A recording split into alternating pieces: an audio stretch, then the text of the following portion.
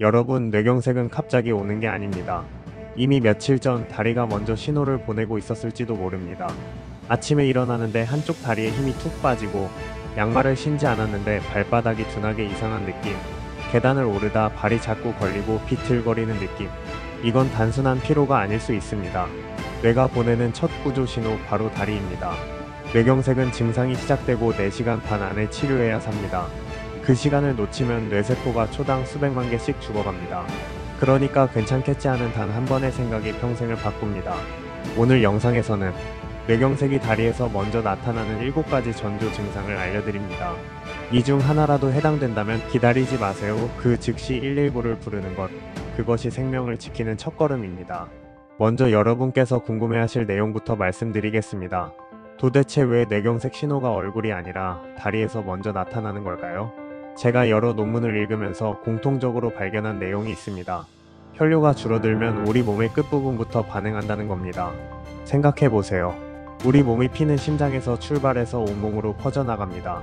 그 중에서 가장 멀리 떨어져 있고 중력을 거슬러 올라가야 하는 부위가 바로 다리입니다.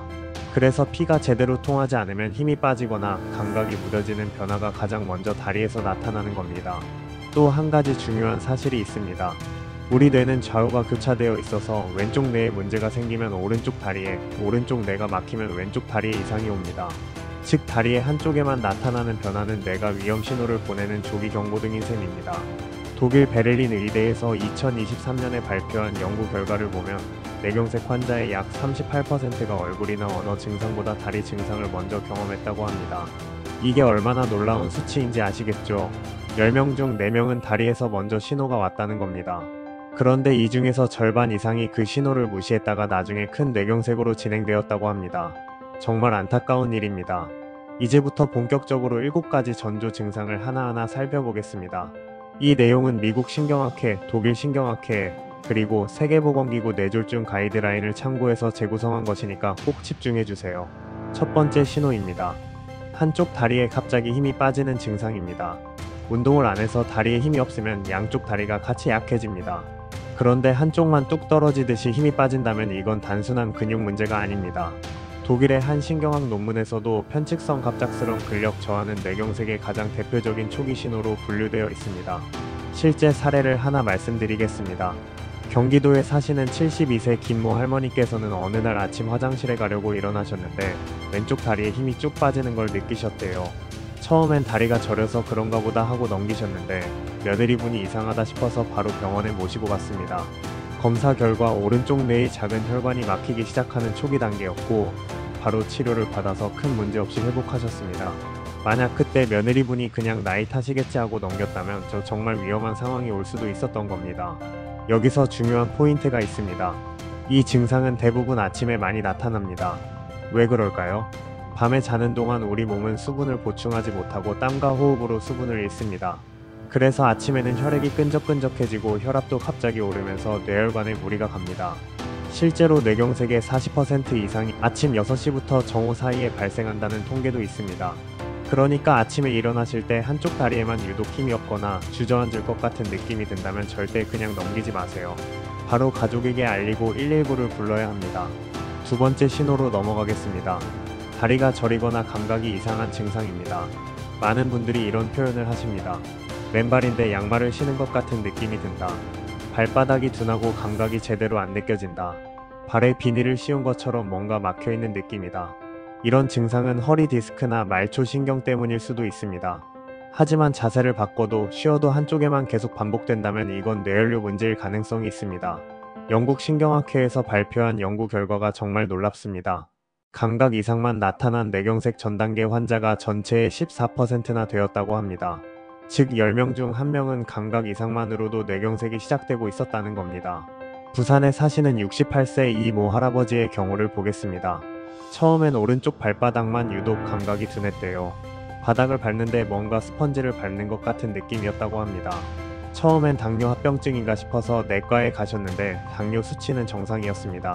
다행히 담당 의사 선생님이 뇌 검사를 권유하셨고 뇌혈관이 좁아져 있는 걸 발견해서 미리 치료를 받으셨습니다. 만약 그때 그냥 나이 들어서 그렇겠거니 하고 넘겼다면 큰 뇌경색으로 이어질 수 있었던 상황이었습니다. 감각 이상이 왜 위험한지 아세요? 뇌의 감각 담당 부위에 혈류 장애가 생겼다는 뜻이기 때문입니다. 처음엔 감각만 이상하다가 점점 운동 기능까지 영향을 받게 됩니다. 그러니까 초기에 잡는 게 정말 중요합니다. 감각 이상은 정말 흔한 증상이라 그냥 넘기기 쉬운데 한쪽에만 지속적으로 나타난다면 꼭 검사받으세요. 세 번째 신호입니다. 발을 질질 끌거나 신발 앞부분만 유독 닳는 증상입니다. 이건 본인보다 가족들이 먼저 알아차리는 경우가 많습니다. 아버지 걸음걸이가 예전 같지 않다. 자꾸 발을 끄시는 것 같다. 신발 앞코가 한쪽만 이상하게 빨리 닳는다. 이런 변화는 뇌에서 다리로 내려가는 신호가 약해졌다는 뜻일 수 있습니다. 독일 하이델베르크 의대 신경과 논문에서도 발을 끄는 보행이 초기 뇌혈류 이상 환자에게 흔히 나타난다고 명확하게 밝혔습니다. 서울에 사시는 75세 박모 할머니의 사례입니다. 아드님이 어느 날 어머니 신발을 보니까 오른쪽 신발 앞코만 유독 심하게 닳아있더랍니다. 걸음걸이를 유심히 보니 오른쪽 발을 살짝 끄는 것 같았대요. 바로 병원에 모시고 가서 검사를 받았는데 왼쪽 뇌의 작은 혈관에 문제가 생기기 시작한 초기 단계였습니다. 다행히 빨리 발견해서 약물 치료와 재활 운동으로 많이 좋아지셨습니다. 의사 선생님 말씀이 만약 한 달만 늦게 왔어도 완전한 뇌경색으로 진행될 뻔했다고 하시더랍니다. 이 할머니 경우처럼 신발 닳는 패턴을 보면 정말 많은 걸 알 수 있습니다. 정상적으로는 뒤꿈치가 먼저 닳고 앞코는 천천히 닳습니다. 그런데 한쪽 신발만 앞코가 빨리 닳는다면 발을 제대로 들지 못하고 끌고 다닌다는 증거입니다. 이건 발목을 올리는 근육, 즉 정경골근의 힘이 약해졌다는 뜻인데 이 근육을 조종하는 뇌의 운동 영역에 문제가 생겼을 가능성이 큽니다. 보행 패턴의 변화는 정말 중요한 신호입니다. 가족분들께서도 어르신들의 걸음걸이를 평소에 잘 관찰해주세요. 휴대폰으로 걷는 모습을 영상으로 찍어두시는 것도 좋은 방법입니다. 나중에 병원에서 이전과 비교할 수 있는 자료가 되기 때문입니다. 네 번째 신호로 넘어가겠습니다. 평소보다 자꾸 걸려 넘어지는 증상입니다. 문턱이나 계단에 자꾸 걸린다고 해서 단순히 부주의하다고 생각하시면 안 됩니다. 이건 뇌가 내 발이 지금 어디에 있는지를 제대로 인식하지 못해서 생기는 현상입니다. 의학 용어로는 고유감각 저하라고 하는데 쉽게 말해서 뇌가 발의 위치를 헷갈리는 상태입니다. 미국 하버드 의대 연구진이 발표한 논문을 보면 고유감각 저하 증상이 반복되는 환자의 상당수가 뇌혈류 장애를 동반하고 있었다고 합니다. 인천에 사시는 70세 최모 할아버지는 평소에 잘 다니던 집 안 문턱에 자꾸 걸려 넘어질 뻔했대요. 처음 한두 번은 실수려니 했는데 일주일에 서너 번씩 반복되니까 이상하다 싶으셨답니다. 따님이 병원에 모시고 갔더니 손에 쪽 혈류가 약간 떨어져 있는 상태였습니다. 손에는 우리 몸의 균형과 협응을 담당하는 부위인데 여기에 피가 제대로 안 가면 이렇게 자꾸 걸려 넘어지게 됩니다. 다행히 조기에 발견해서 혈류 개선 치료를 받으시고 지금은 잘 걷고 계십니다. 넘어지는 사고는 특히 70대 이상 어르신들에게 정말 위험합니다. 넘어지면서 골반이나 대퇴골이 골절되면 수술을 받아야 하고 회복 기간이 길어지면서 폐렴 같은 합병증이 생길 수 있습니다. 실제로 75세 이상 어르신이 대퇴골 골절로 수술받으면 1년 내 사망률이 20%가 넘는다는 연구도 있습니다. 그러니까 자꾸 넘어지는 증상을 절대 가볍게 보지 마시고 반드시 원인을 찾아야 합니다. 뇌혈류 문제일 수도 있고 뇌의 균형 기관 문제일 수도 있고 시력 문제일 수도 있습니다. 원인을 정확히 알아야 제대로 된 치료를 받을 수 있습니다. 다섯 번째 신호입니다. 다리가 내 마음대로 움직이지 않는 증상입니다. 앉아있는데도 다리가 달달 떨리거나 움찔움찔 저절로 움직이는 경우가 있습니다. 긴장해서 그럴 수도 있지만 이게 반복되거나 한쪽에만 지속적으로 나타난다면 뇌 신호가 불안정하게 전달되고 있는 겁니다. 특히 손발의 미세한 떨림이 점점 심해진다면 파킨슨병이나 약물 부작용 외에도 손해나 뇌간 쪽의 혈류 이상을 반드시 확인해야 합니다. 대전에 사시는 73세 정모 할머니께서는 텔레비전을 보시다가 오른쪽 다리가 자꾸 떨리는 걸 느끼셨대요. 처음엔 앉은 자세가 불편해서 그런가 싶어서 자세를 바꿔봤는데도 계속 떨렸습니다. 걱정이 되셔서 병원에 가셨더니 뇌 자기공명 영상 검사에서 왼쪽 뇌의 미세한 혈류 장애가 발견되었습니다. 즉시 치료를 시작해서 떨림 증상도 많이 좋아지셨고 더 큰 문제로 진행되는 걸 막을 수 있었습니다. 떨림 증상이 왜 나타나는지 설명해 드리겠습니다. 뇌에서 근육으로 가는 신호가 불안정해지면 근육이 계속 수축과 이완을 반복합니다. 이게 바로 떨림으로 나타나는 겁니다. 특히 한쪽에만 나타나는 떨림은 그쪽 반대편 뇌에 문제가 있다는 신호일 가능성이 큽니다. 다리의 떨림이나 불수의 운동도 뇌가 보내는 중요한 신호니까 꼭 기억해 주세요. 여섯 번째 신호입니다. 걷는데 자꾸 비틀거리거나 중심이 안 잡히는 증상입니다. 술을 한 잔도 안 마셨는데 몸이 기울고 삐끗거린다면 손해나 내관 쪽 혈류에 문제가 생긴 겁니다. 이 부위는 우리 몸의 균형센터 역할을 합니다. 세계보건기구 뇌졸중 가이드라인에서도 균형장애를 뇌경색의 주요 전조 증상으로 분류하고 있습니다. 특히 아침에 이런 증상이 많이 나타납니다. 잠자는 동안 혈압이 떨어지면서 뇌로 가는 피가 부족해지기 때문입니다. 광주에 사시는 69세 김모 할아버지의 경우를 보겠습니다. 어느 날 아침에 일어나서 화장실에 가는데 자꾸 한쪽으로 기울더랍니다. 벽을 잡고 겨우 걸어가셨는데 처음엔 어지러워서 그런가 싶으셨대요. 하지만 누워도 앉아도 계속 비틀거리는 느낌이 들어서 부인께서 바로 119를 부르셨습니다. 병원에 도착해서 검사를 받았더니 뇌관 쪽 혈관이 좁아져서 혈류가 떨어진 상태였습니다. 골든타임 안에 치료를 받아서 큰 후유증 없이 회복하셨습니다. 의사 선생님께서 말씀하시길 30분만 늦었어도 완전한 뇌관 경색으로 진행될 뻔했다고 하셨답니다. 뇌관은 정말 중요한 부위입니다. 호흡과 심장 박동을 조절하고 의식을 유지하는 역할을 합니다. 여기에 경색이 오면 생명이 위험할 수 있습니다. 그래서 균형장애 증상은 절대 가볍게 봐서는 안 됩니다. 아침에 갑자기 비틀거린다면 절대로 피곤해서 그렇겠지 하지 마시고 바로 병원에 가셔야 합니다. 혹시 혼자 사시는 어르신이라면 침대나 화장실 근처에 비상벨이나 휴대폰을 꼭 두세요. 넘어졌을 때 바로 도움을 요청할 수 있어야 합니다. 이제 마지막 7번째 신호입니다. 이게 사실 가장 위험한 신호일 수 있습니다. 잠깐 다리에 이상이 있다가 금방 괜찮아지는 경우입니다. 의학 용어로는 일과성 허혈 발작이라고 부릅니다. 영어로는 TIA, 즉 TIA라고 합니다. 피가 잠깐 막혔다가 다시 통하면서 증상이 사라지는 겁니다. 문제는 이때 많은 분들이 이제 괜찮네 하고 그냥 넘어가신다는 겁니다. 하지만 미국 신경학회 연구에 따르면 이런 TIA 환자의 10%에서 15%가 3개월 안에 실제 뇌경색으로 이어진다고 합니다. 더 무서운 건 그중 절반이 단 48시간 안에 발병한다는 겁니다. 즉 잠깐 괜찮아졌다는 게 가장 위험한 순간이라는 뜻입니다. 울산에 사시는 71세 윤모 할머니께서는 어느 날 오후에 갑자기 왼쪽 다리에 힘이 빠지셨대요. 5분 정도 지나니까 다시 괜찮아지셔서 그냥 넘기셨습니다. 그런데 이틀 후 새벽에 진짜 뇌경색이 왔습니다. 다행히 가족분들이 빨리 발견해서 응급실로 모셔서 치료를 받으셨는데 만약 그때 혼자 계셨다면 정말 위험했을 겁니다. 나중에 의사 선생님께서 말씀하시길 이틀 전 그 증상이 바로 경고 신호였다고 하셨답니다. 그때 바로 병원에 오셨다면 뇌경색 자체를 예방할 수 있었을 거라고 하셨습니다. TIA는 뇌경색의 최종 경고입니다. 마치 지진 전에 오는 전조 지진 같은 겁니다. 작은 지진이 왔다고 안심하면 안 되는 것처럼 TIA 증상이 왔다 갔다 해도 절대 안심하시면 안 됩니다. 여러분, 증상이 잠깐 나타났다가 사라진다고 해서 안심하시면 절대 안 됩니다. 오히려 그게 더 위험한 신호일 수 있습니다. 증상이 사라졌어도 반드시 바로 병원에 가서 검사를 받으셔야 합니다. 자, 그러면 이런 증상들이 나타났을 때 우리는 어떻게 해야 할까요? 가장 중요한 건 시간입니다. 뇌경색 치료에는 골든타임이라는 게 있습니다. 약물 치료, 즉 정맥 주사로 혈전을 녹이는 치료는 증상이 시작되고 4시간 반 이내에 받아야 합니다. 혈관 안으로 직접 들어가서 혈전을 제거하는 시술은 영상 검사를 기준으로 최대 24시간까지 가능하지만 역시 빠르면 빠를수록 좋습니다. 1분 1초가 정말 중요합니다.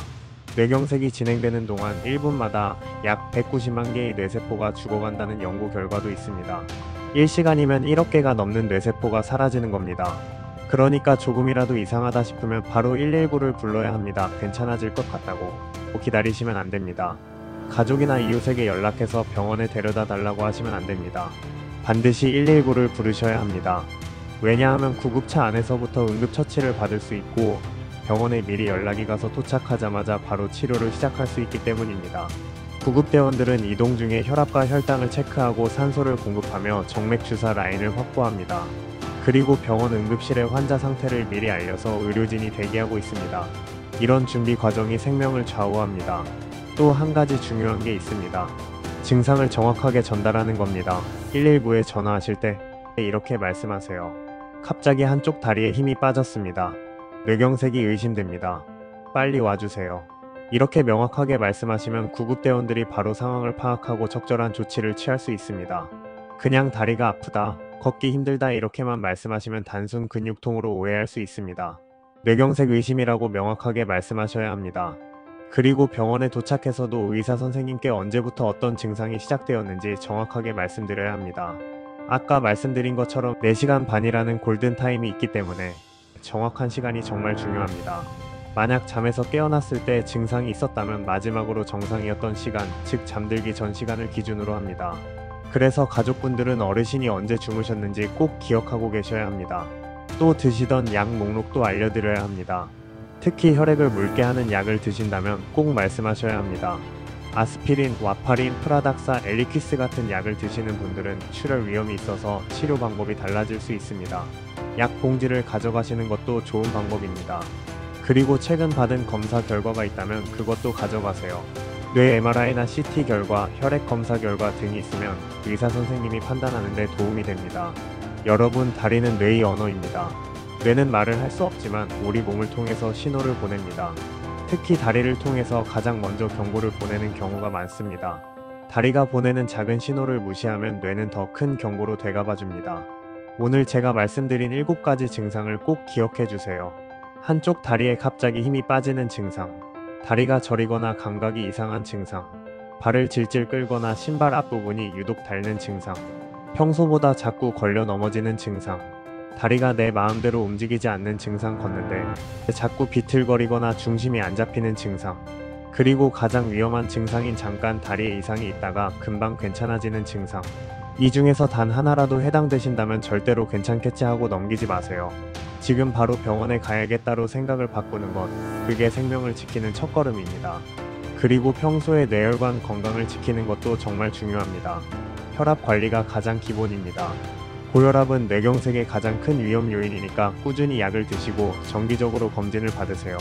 목표 혈압은 보통 140에 90 미만인데 당뇨병이 있거나 심장질환이 있으면 130에 80 미만으로 더 엄격하게 관리해야 합니다. 집에서 아침 저녁으로 혈압을 재보시고 수첩에 기록하세요. 혈압이 갑자기 오르거나 평소보다 20 이상 차이 나면 병원에 가서 약 조절을 받아야 합니다. 혈당과 콜레스테롤 관리도 중요합니다.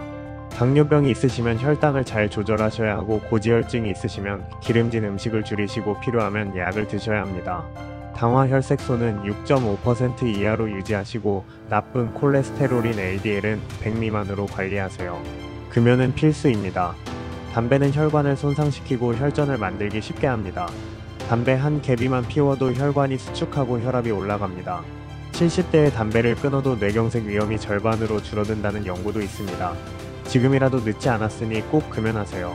술도 적당히 드셔야 합니다. 과음은 혈압을 올리고 뇌혈관에 무리를 줍니다. 하루 소주 한 잔 이하, 일주일에 3회 이하로 제한하세요. 규칙적인 운동도 도움이 됩니다. 하루 30분씩 걷기만 해도 혈액순환이 좋아지고 혈관이 건강해집니다. 특히 아침 운동보다는 오후 운동이 더 안전합니다. 아침은 혈압 변화가 크고 혈액이 끈적해서 뇌경색 위험이 높은 시간대입니다. 오후 3시에서 5시 사이가 운동하기 가장 좋은 시간입니다. 식습관도 중요합니다. 짠 음식을 줄이고 채소와 과일을 많이 드세요. 하루 소금 섭취량은 5g 이하로 제한하세요. 김치, 된장찌개, 젓갈 같은 음식을 줄이시고 싱겁게 드세요. 등푸른 생선에 들어있는 오메가3 지방산은 혈관 건강에 정말 좋습니다. 고등어, 삼치, 꽁치를 일주일에 2회 이상 드세요. 물도 충분히 드셔야 합니다. 특히 자기 전과 아침에 일어나서 물 한 잔씩 드시면 혈액이 묽어져서 혈전 예방에 도움이 됩니다. 하루 1.5리터에서 2리터 정도가 적당합니다. 또 뇌혈관 건강에 도움이 되는 영양제도 있습니다. 은행잎 추출물은 뇌혈류 개선에 도움을 줄 수 있습니다. 하루 120mg에서 240mg을 복용하면 됩니다. 코엔자임 Q10은 세포의 에너지 대사를 도와서 뇌세포 보호에 도움이 됩니다. 하루 100mg에서 200mg이 적당합니다. 오메가3 영양제도 혈관 건강 유지에 좋습니다. 하루 1000mg에서 2000mg을 드시면 됩니다. 다만 이런 영양제는 의사나 약사와 상담 후에 드시는 게 좋습니다. 특히 혈액 응고를 억제하는 약을 드시는 분들은 은행잎 추출물이나 오메가3을 함께 드시면 출혈 위험이 있을 수 있으니까 반드시 전문가와 상담하세요. 혈압계를 집에 하나 장만하시는 것도 추천드립니다. 아침 저녁으로 혈압을 재보시면 자신의 혈압 패턴을 알 수 있고 이상이 있을 때 빨리 대처할 수 있습니다. 아침 혈압이 저녁보다 20 이상 높으면 위험합니다. 정기 검진도 꼭 받으세요. 특히 60대 이후에는 1년에 한 번씩 뇌혈관 검사를 받는 게 좋습니다. 경동맥 초음파 검사나 뇌 자기공명혈관조 영술 같은 검사로 혈관 상태를 미리 확인하면 문제가 생기기 전에 예방할 수 있습니다. 경동맥의 50% 이상 좁아진 부분이 있으면 치료를 받아야 합니다. 이 모든 내용은 제가 실제로 유럽과 미국의 의학학술지, 세계보건기구 보고서, 그리고 국내 신경학회 권고안을 다 읽고 정리한 결과입니다. 단순한 이야기나 경험담이 아니라 논문 근거로 검증된 건강정보입니다. 그러니까 꼭 믿고 따라주시면 됩니다.